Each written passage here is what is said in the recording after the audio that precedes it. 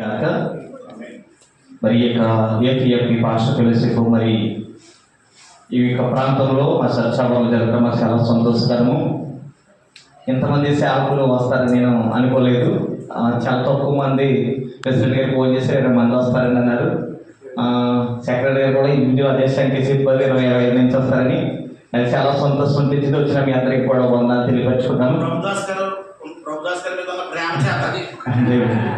అలాగే పెద్దలైన వారు, చాలా అలువైన వారు, అలాగే కమిటీ వారు అందరూ వచ్చినది కూడా అందరికీ కూడా వందనాలు తెలియపరుచుకున్నాను. పేరుపైన మరి ఈరోజు ముఖ్యంగా బలహీనతగా కలిగి మరి సల్మాన్ గారి దగ్గర 6 నెలలు 7 నెలలు అవుతుందని వచ్చి, కానీ ప్రతి నెల సభ్యత్వం నా చేత పంపిస్తున్నారు. వారు ఒక ఫెలోషిప్ దూరం ఉండొచ్చు, కానీ ఎప్పుడు కూడా వారు సభ్యత్వ విషయంలో కానీ ఫెలోషిప్ ఎలా జరిగింది మళ్ళీ తెలుసుకుని సంతోషించేవారు.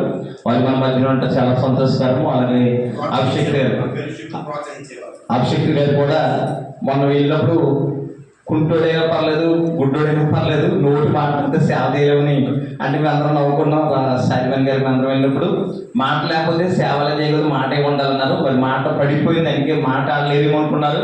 మరి దేవుడు చక్కటి మాట్లాడటమే కాదు, ఆలోచన కూడా ఇచ్చి మరి ఎక్కడ మీటింగ్ పెట్టాలన్నప్పుడు కూడా వారు చక్కగా ప్రతి విషయంలో స్పందిస్తారు. వారిని బట్టి కూడా వందనాలు తెలియపరుచున్నాను. ఎందుకంటే వారు కూడా బలహీనకున్నారు. వచ్చిన సేవకులందరికీ కూడా వందనాలు తెలియపరుచుకున్నాను. మరి ముఖ్యంగా మమ్మల్ని ప్రేమించి